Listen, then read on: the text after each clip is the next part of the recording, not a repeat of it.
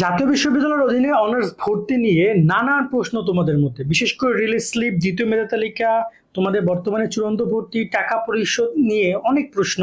তা আমার কাছে এক গাদা প্রশ্ন আছে, আমি একটু ট্রাই করবো সেগুলো রিপ্লাই দেওয়ার জন্য।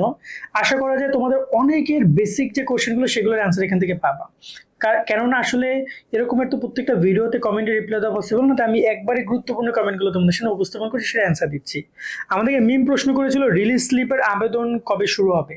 খুবই গুরুত্বপূর্ণ কোশ্চেন, একদম সিম্পল অ্যান্সার। রিলিজ স্লিপের আবেদনের টাইম নিয়ে কথা বলাটা এই রাইট না অসম্ভব, কারণ এখনো প্রায় 3-4টা ধাপ আছে। যেমন প্রথম মেধা শেষ হবে, দেন দ্বিতীয় মেধা, দ্বিতীয় মেধার পরে কোটা আছে, দেন রিলিজ স্লিপ। সো সম্ভবত সময় লাগবে এখন তোমাকে 1 থেকে 1.5 মাস বা 2 মাসও লাগতে পারে। ওকে, তারপর হচ্ছে যে মাইগ্রেশন অন করে অ্যাপ্লাই করছি।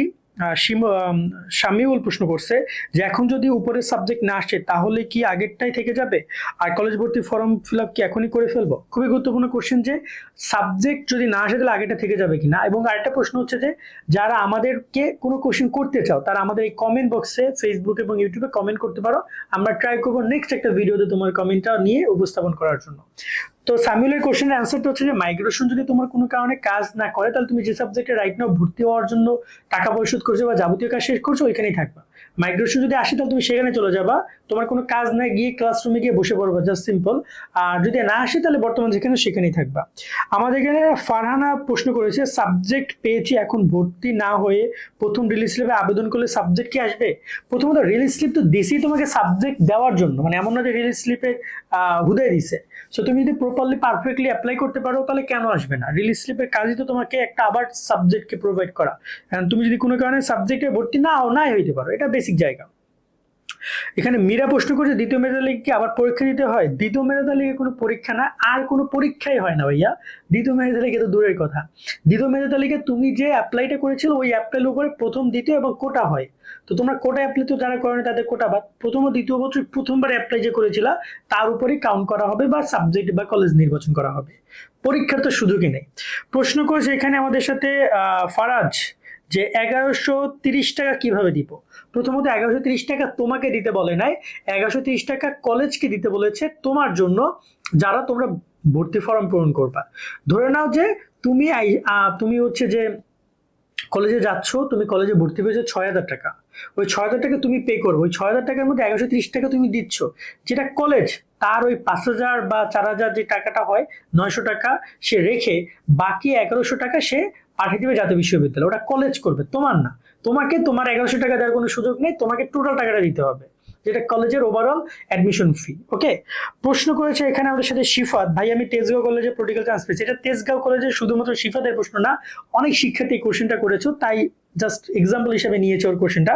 তো শিফাত আহমেদ প্রশ্ন করেছে যে পলিটিক্যাল সায়েন্সে চান্স পেয়েছি এবং এটা আমার প্রথম চয়েস ছিল, এখন আমি চাচ্ছি যে পলিটিক্যাল সায়েন্স চেঞ্জ করে সোশ্যোলজি বা সোশ্যাল নেওয়ার জন্য। সেক্ষেত্রে আমি কি করতে পারি। দেখো, তোমরা যারা 1 নম্বরে চান্স করেছো, ও বলেছে 1 নম্বরে আমি পলিটিক্যাল সায়েন্সকে রাখছিলাম, তো পলিটিক্যাল সায়েন্স ওকে নিয়ে নিছে, এটা তো ওর চাহিদা অনুযায়ী নিছে। এমন যে কলেজ নিজের মতো করে বানাই নিছে তা তো না।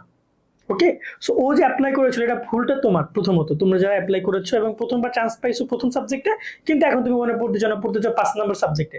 তো তুমি যে 5 নম্বর সাবজেক্টে পড়তে চাও, তোমার উচিত ছিল 5 নম্বরকে 1 নম্বরে করার। বাট যেহেতু এই ভুলটা হয়েই গেছে, এখন তো এটা সংশোধন করা সম্ভব না।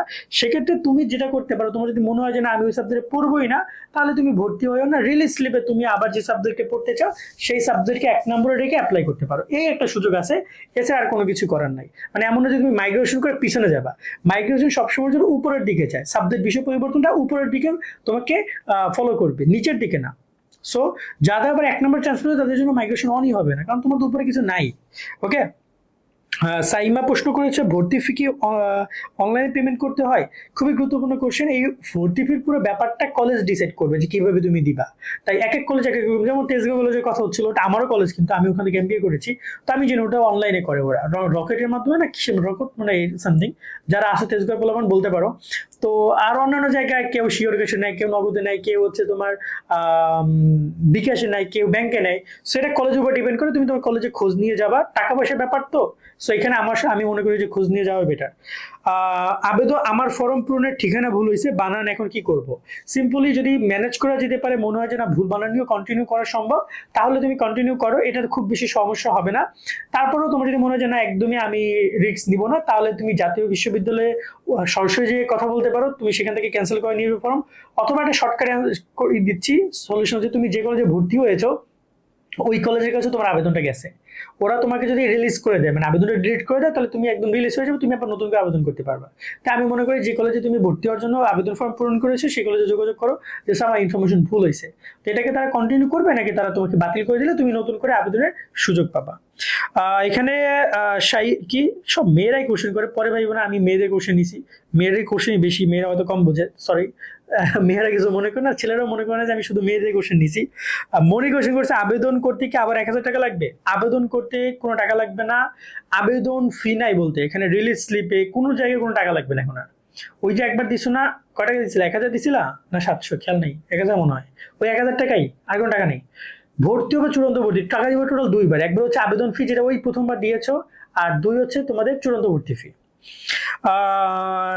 শরীফুল প্রশ্ন করছে, আচ্ছা আমি অ্যাডমিশন ফর্মে বাবা মার অ্যানুয়াল ইনকাম ভুল করে মান্থলি ইনকাম দিয়েছি, কোনো সমস্যা হবে কি? তাহলে এখন কি করতে পারি?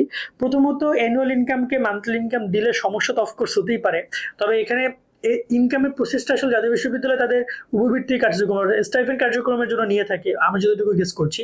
তো এই জায়গায় তো তুমি তো ওইগুলো মিস করতে পারো। আর যদি তোমার কাছে মনে একটা প্রবলেম, সেটা একটু যে অ্যান্সারটা দিলাম, যে তোমরা চাইলে ভর্তি ক্যান্সেল করে নিতে পারো, ওই আবেদন ফর্মটা ক্যান্সেল করে নিয়ে তুমি আবার নতুন করে আবেদন ফর্ম পূরণ করো। মেহেদি প্রশ্ন করছে 5টির কম কলেজে আবেদন করতে পারা যাবে কি? এটা খুবই সুন্দর কোশ্চেন মেহেদি। যারা এই কোশ্চেনটা করো যে 5টা কলেজের নিচে করা যাবে কিনা, না, 5টা কলেজ মানে 5টা কলেজ, তুমি 2টা 3টাই হবে না, বা 6-7টাও হবে না, 5টা মানে 5টা, না হলে তোমার সাবমিট বাটনই আসবে না। তাই সাবমিট করার আগে বিষয়টা মাথায় রাখতে হবে যে তুমি 5টা কলেজে তোমাকে অ্যাপ্লাই করার সুযোগ আছে।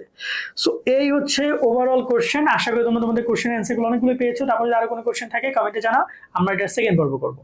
আজকে আমাদের এখানে বিদায় নিচ্ছি। যারা আমাদের এখন channel, Facebook page subscribe, follow করে রাখো। আল্লাহ হাফেজ।